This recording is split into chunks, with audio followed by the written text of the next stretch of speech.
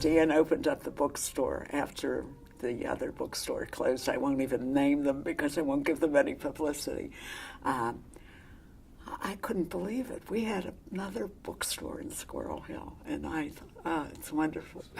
I know, it sounds crazy, doesn't it? I sometimes go in to say hi to Dan. I never leave there without a book.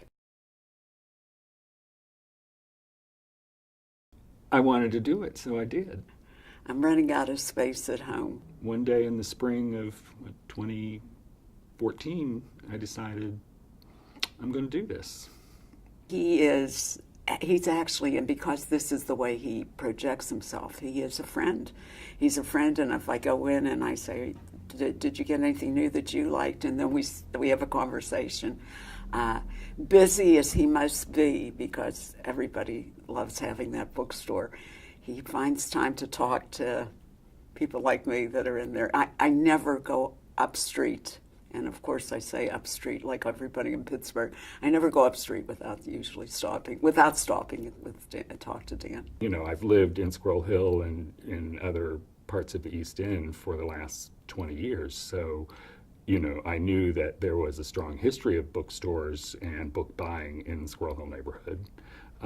There was a perfectly logical reason for why each of the former stores closed at whatever point in time that they did. It's warm, personal, and even one of the speakers, I can't remember his name, but the man that's been on the bestseller list that was on the agenda for the Monday night book sessions at Carnegie Music Hall, he walked from Oakland, his hotel room, to Squirrel Hill because he heard there was a bookstore. And I stopped in, and he was, unfortunately Dan wasn't there, but he was there. And he said, what a treasure you have. And that's exactly what Dan is. It's a treasure, and the bookstore's a treasure. Oh my God. I mean, the relationships have been great. You know, everybody who walks in, one is either they're totally shocked that there's a bookstore there. And how long have I been there? And when I say it's almost 2 years at this point, they're like, oh my God, you know. But, you know, you just talked to Andy Weiss, and she was one of my early customers and has been one of my best customers, and I had never met her before.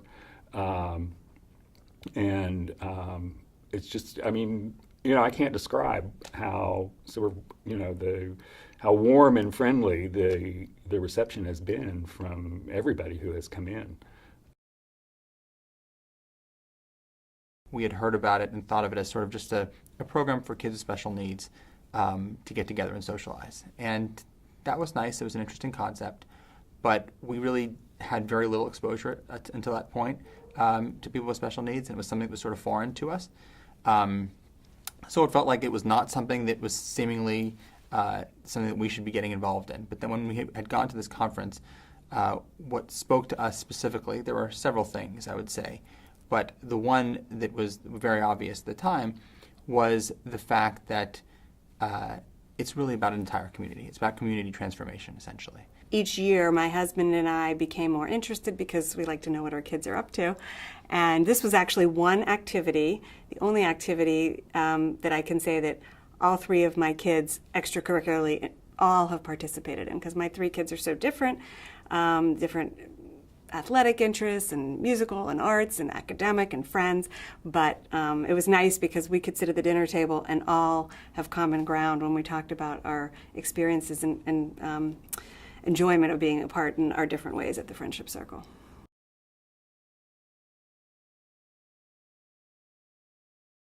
I think from its inception, it's been a goal of Friendship Circle is to be related and integral part of the Squirrel Hill community.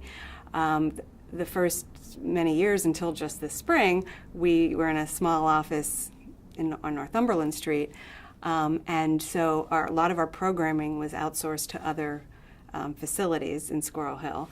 But all along, I think part of the mission and goal, a large part, is to incorporate our kids in its surrounding community. So this opportunity was golden when this building became available to actually situate us right in the heart of Squirrel Hill. So for us, it was really kind of engaging everyone, people with special needs, people without special needs, people with children, people without children, and really truly making them part of this whole sort of movement of transforming the community and making it a more accepting, more accessible place.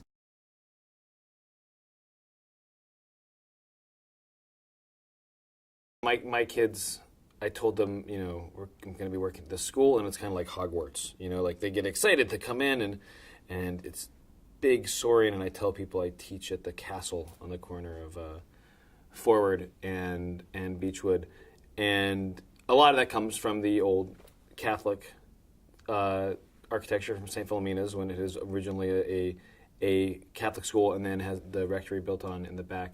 The school has evolved in terms of its being a progressive educational institution, meaning very current with best practice, always looking ahead to what students today need to learn in terms of their global connections and global potential.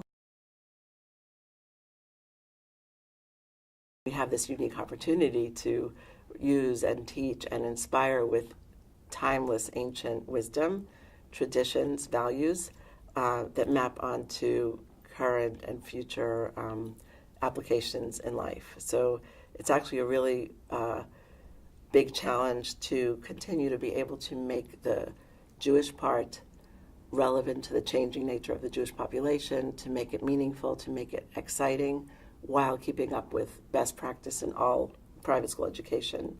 If you look at any major urban center, especially on the East Coast, over the past 100 years, and obviously I'm a social studies teacher, so I think about everything in terms of the historical traditions, and you see inevitably a neighborhood where the Jewish population thrives and expands, and sometimes that neighborhood shifts. It used to be the Hill District, now it's moved to Squirrel Hill.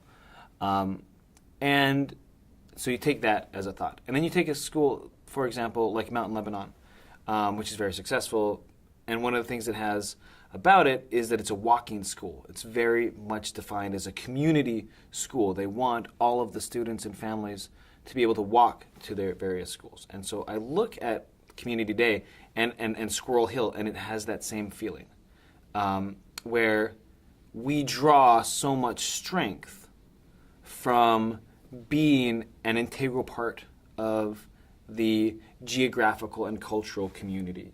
What we generally believe is that we have evolved with the population in terms of finding ways to reach them, finding ways to inspire them, whatever their background is, to want to have a Jewish connection and a partner in raising a Jewish child.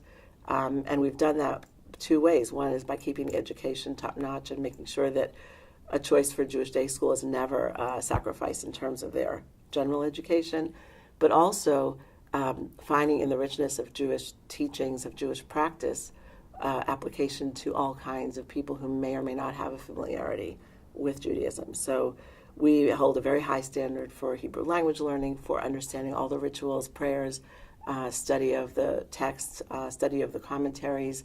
So all children get that, and there's not a dogmatic expectation of what you will do at home. It's basically however your family expresses their Judaism, that's beautiful.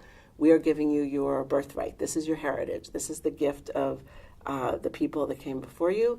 You own it. You're literate in it. You know what to do. You know how to exercise all your Jewish muscles. And then you go out in the world and you choose what kind of Jew you want to be, but your choice is informed rather than a default, because you may not know everything.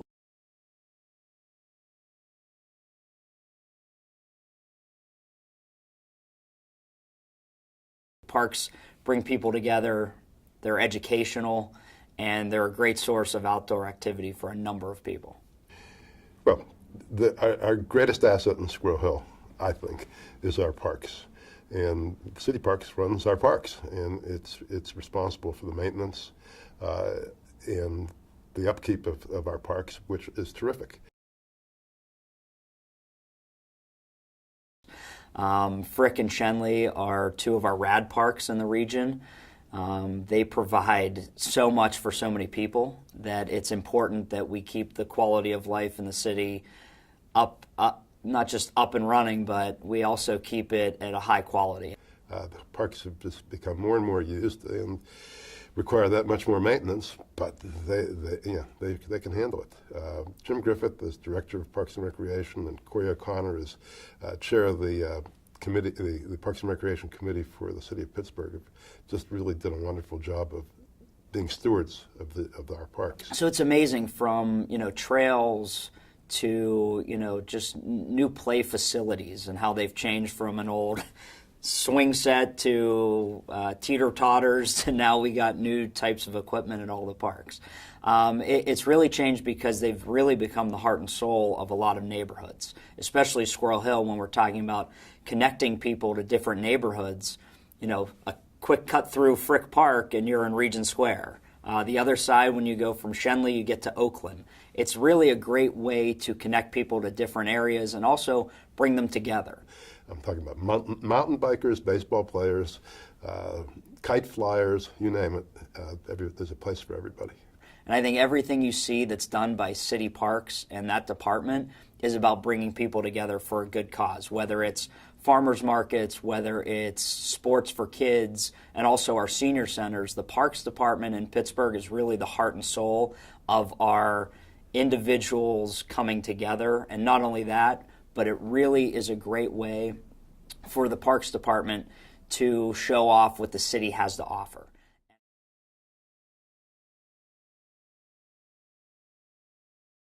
The mission of the coalition is many-fold, but primarily we're there to preserve, to improve, and to celebrate the quality of life in the 14th Ward.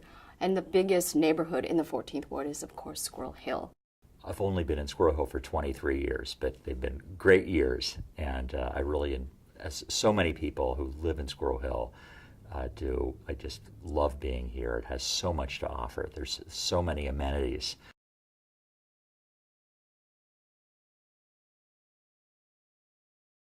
We are interested in maintaining a strong community. And so we do that through community events like, the Lunar New Year, the night market that has been a great success this last year and year and a half. Yeah, we've had a mattress store here in Squirrel Hill for a number of years.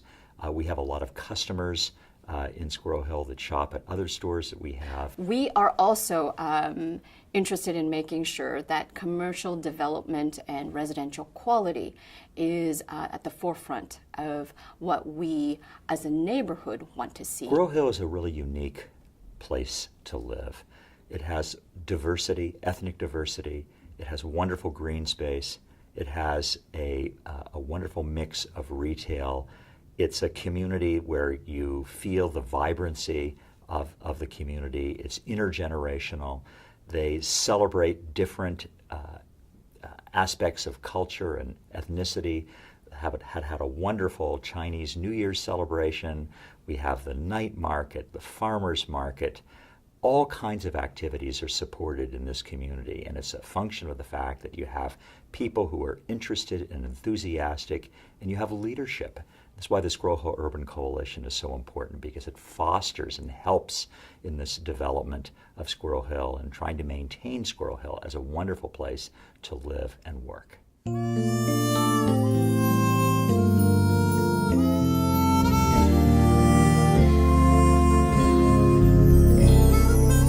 It's a beautiful day in this neighborhood, a beautiful day for a neighbor. Would you be mine? Could you be mine? Won't you be my neighbor?